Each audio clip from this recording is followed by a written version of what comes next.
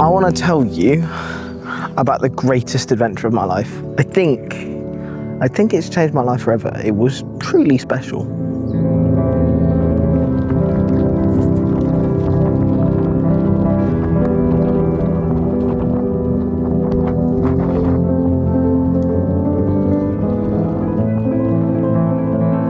Now, this adventure has been a roller coaster. It's been up, down, left, right. It has been uncertainty. It has been adversity. It has been moments of joy, moments of sadness, like any true adventure. But actually, before this adventure, I don't think I knew what it meant to go on an adventure. It's definitely changed me. I never thought I'd be recording this video at the age of 27. So today is a day.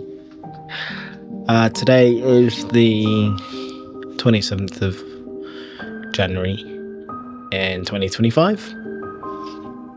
On Friday. Today's Monday, so that would have been 24th. I went to the hospital to get a checkup on my testicles to see why I had a lump and why I was in pain.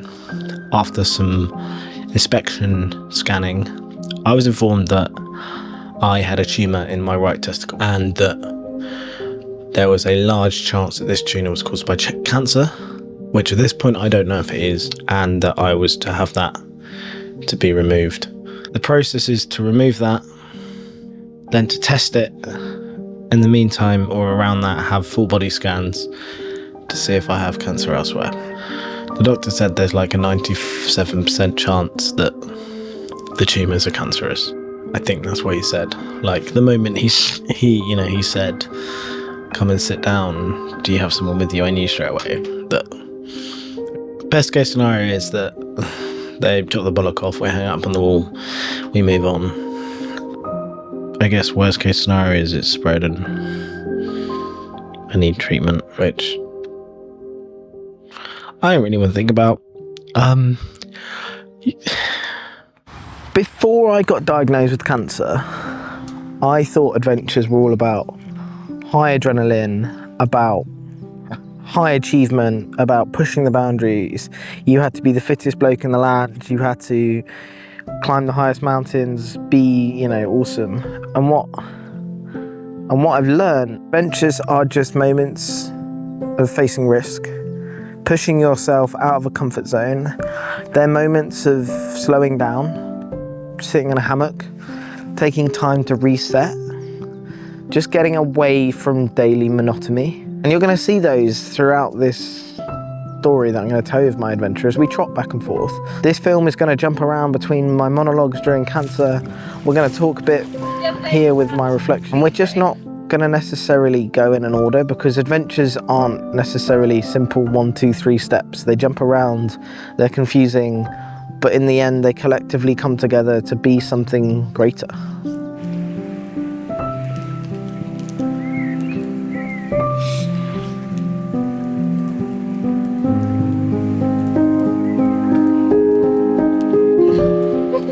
You can't even see. I'm just look normal. It's been a week since I first got told that I have suspected testicular cancer.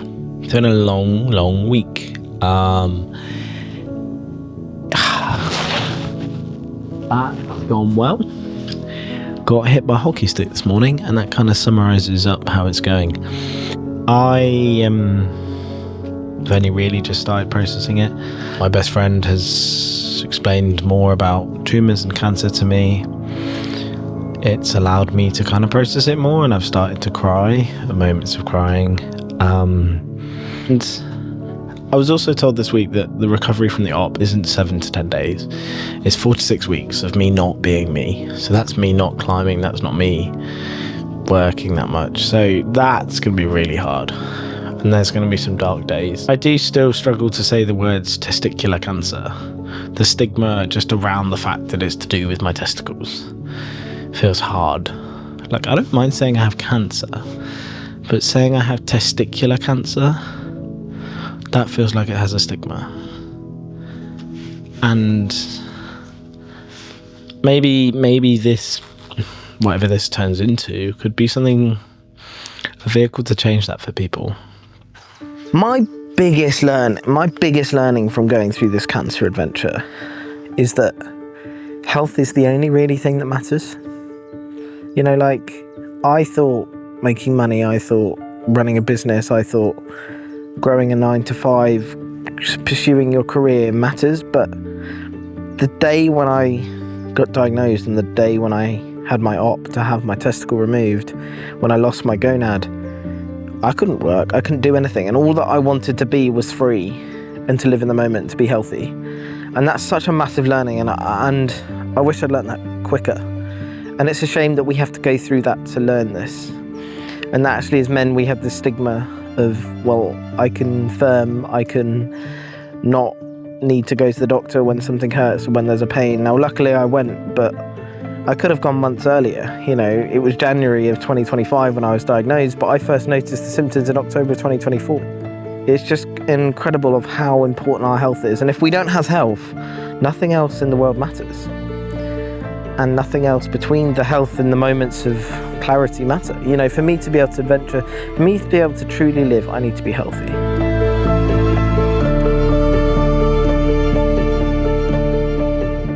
3 days to op.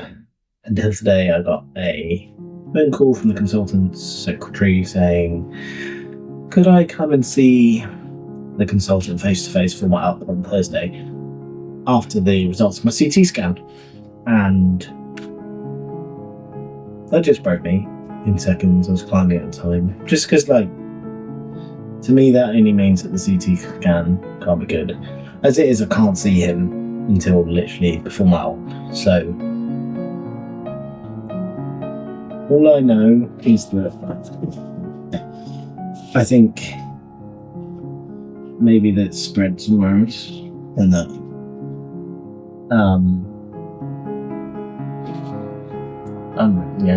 I might need further treatment. No, I'm scared. Like, really scared.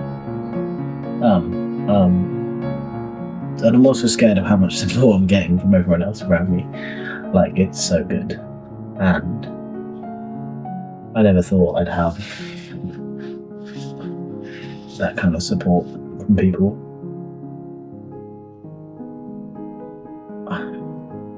What if it's spread, man? What if it's terminal? What if it's so many what ifs right now? And I said to myself, I'm gonna live the what if lifestyle.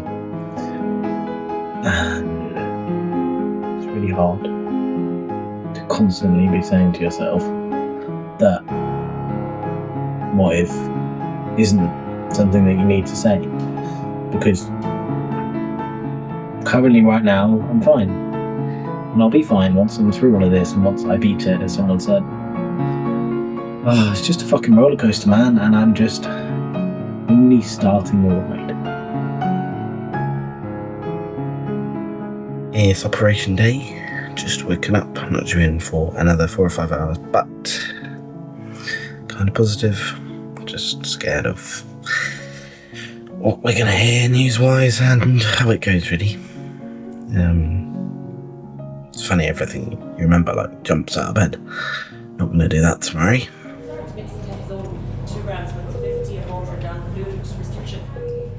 A few days post-op. Just down, man, depressed, sad, in pain. The news was before the op is that it spread to my lymph nodes. That's what the news from the CT scan was. Just so shit, man, because I thought it was just gonna be op and over, but no. I just feel so tired, I feel pain, I feel shit, I feel mentally fucked. I'm on social media watching people live healthy lives, go to the gym, sweat. All I want to do today is just go to the gym and sweat it out. And I can't because I'm out. I can't go in and have my coping mechanism. But I can go and live a life in a different way. So, I'm going to go for a dog walk. I'm going to help someone cook a roast dinner. I'm going to go and do something else. But yeah, just didn't want to get out of bed. Let's rely on my people around me. We'll do it. Just a bit of a shit show. And I think it's going to be a real theme. Is getting out of bed in the morning. It's going to be so hard to actually do that. And I want to.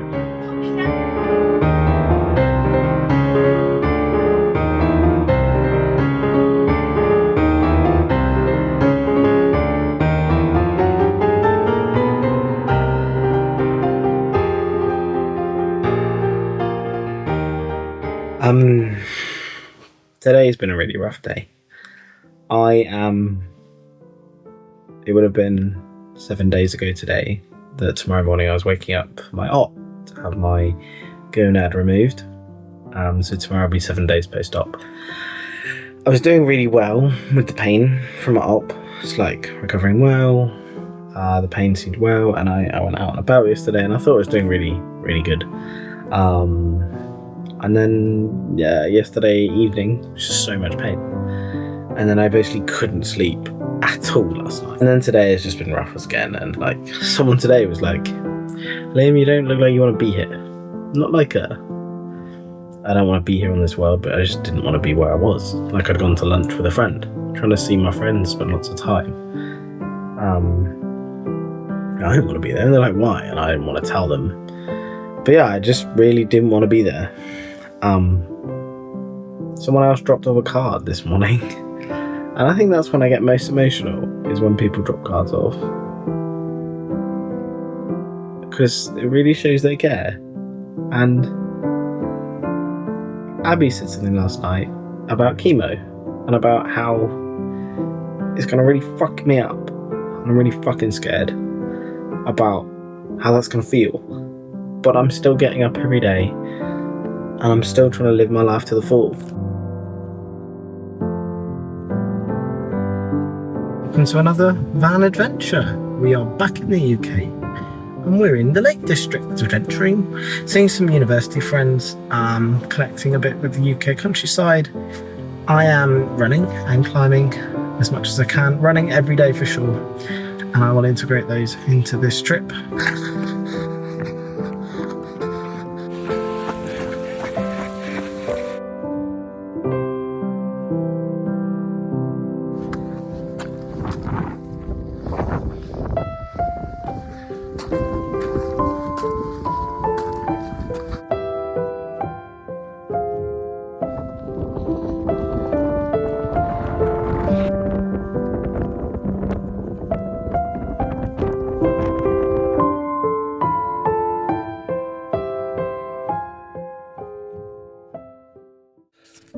Hello. So, today is the day that I find out what the chemo plan is.